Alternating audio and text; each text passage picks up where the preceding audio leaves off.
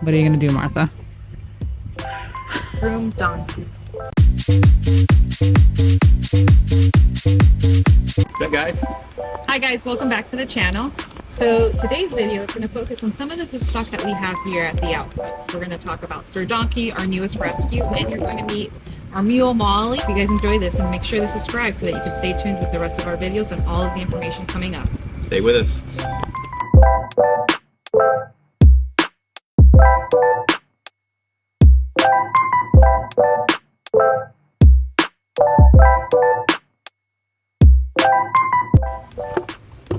Okay, so we're going to go ahead and give them their daily grain. I'm going to go ahead and give Sir Donkey's in his stall because I want him to go in there so that we can put the hay away. This is the hay that we'll use for the next 2 days.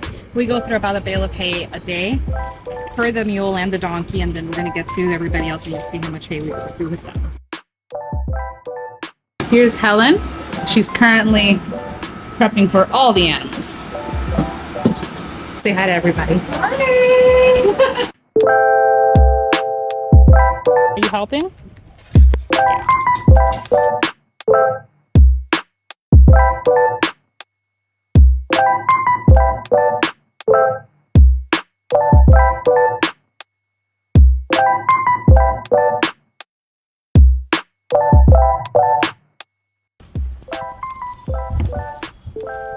Our hay order is about 45 to 50 bales of hay every 2 weeks, and it's delivered onto our other end of the property.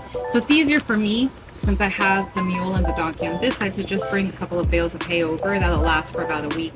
We store them, stack them, cover them, and then use them as we go needing them.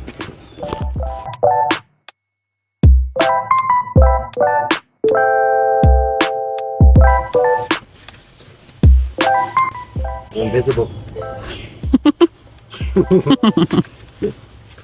I do their feet. I always do a quick grooming. A little brush. Just like a dog right after you bathe them. So go ahead and roll in the dirt, the ground, just like a dog.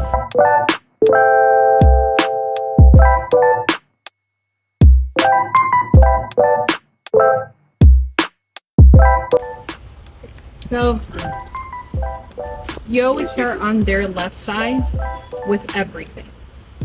Generally speaking, equines are trained to be mounted from the left side. Everything starts with the left side, so that way it's just easier for anyone coming in that may not know the horse or their donkey, the mule. Okay, your general train of thought is that everything is usually started with on the left side. And down. I always say feet.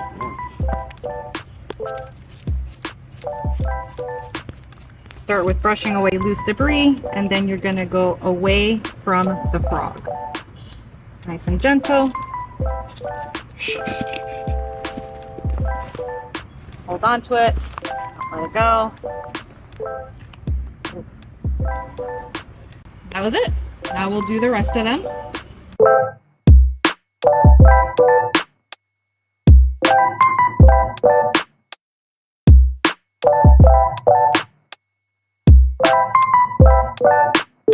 Some background information on mini donkeys.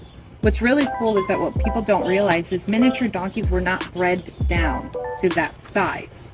So let's say you have your standard poodle and then you have your mini poodle. That's through selective breeding to get poodles to that small size. Miniature donkeys are naturally this small.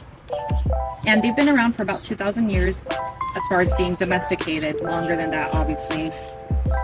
Undomesticated, and they come from Sicily and Sardinia, so parts of Italy is where they're native to, and they were often used as pack animals when they were being moved. Obviously, many people know the story of the burro that carried the Virgin Mary to the manger. As far as intelligence, they are incredibly intelligent animals. We got really lucky with Sir Donkey. As you can tell, he could care less about dogs, and generally speaking, donkeys do not like canines. They're often used as animals to guard other equine or sheep, things like that, because they don't like canines, so they will fight off wolves and coyotes. But he's really cool in the fact that he likes dogs and doesn't really care about them, which is nice for us because we can have our dogs out with him. So what is Sir Donkey's daily diet? Lots of good hay. Right now we have him on TNA, which is Timothy and alfalfa, and that's just a good hay. It's rich It's not too hot, meaning it's not too fatty or anything like that for him. We want him to gain weight, but we want him to do so in a healthy way. And then he does get grain. Every single day he gets beet pulp and mixed oats. A little bit of sweet feed, just if we need to give him some meds or anything like that. Jeff? You're on your own. Why? I'm not going with you. Facing my fears. Molly gets groomed every single day. I put treatments in her hair so that her tail stays nice and soft. We worked really hard to get her tail long like this, detangled. When I first started taking care of her, she had a massive knot in her hair. She had this massive knot in her tail, so we had to work very hard to get her. That's Millie roaring.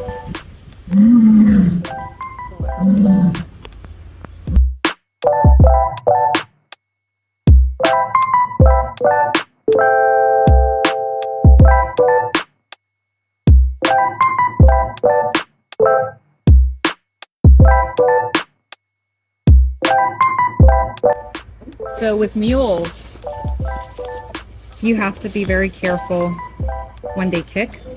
They don't kick like horses. They will roundhouse kick you. And because of the positioning of their eyes, they can see a lot further out than a horse can. So when they want to kick something, they will have insane accuracy with it. And if it's a warning kick, they'll let you know. But if they full on want to kick you, best believe they will. So the tool that I'm using right now, it's called a shaving brush. And I start using it, I use it year round, but I definitely start using it when she starts to grow in her winter coat. It's a little early, but you can tell she's kind of starting to get a little fuzzy. Even though obviously we don't have very cold winters down here, she still genetically gets one. And I do it so that she doesn't have too much of a coat. What it does is it pulls out old loose hair with these little teeth. I can shave her down if I need to. I have done it before, but I find that if I start using this earlier on in the year, I don't need to. And it's nice because it helps get all that dirt and grime off of her.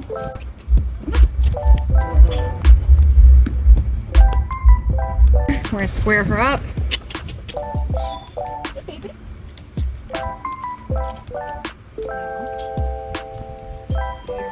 Good girl.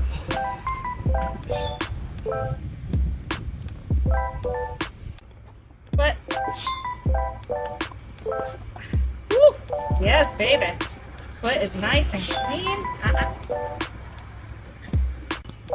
that's the nice part about keeping her run nice and clean. Jeffrey recently graded it completely for me, so it was a little easier.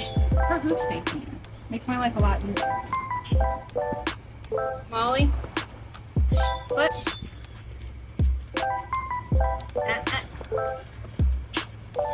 Molly.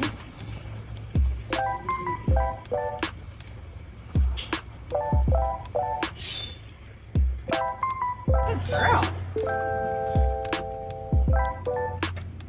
Want that?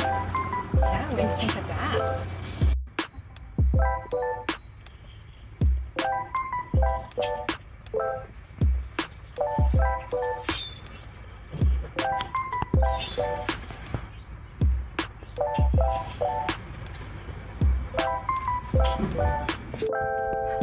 She always gives me a really hard time on this one.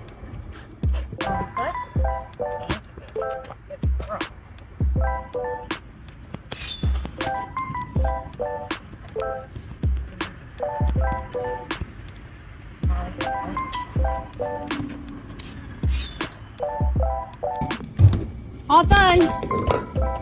Thank you for tuning in to this creature feature featuring Molly the Mule and Sir Donkey the Donkey. Make sure you subscribe to our channel so that you guys can keep up with all of our creature features and meet everybody that lives at Everglades Outpost.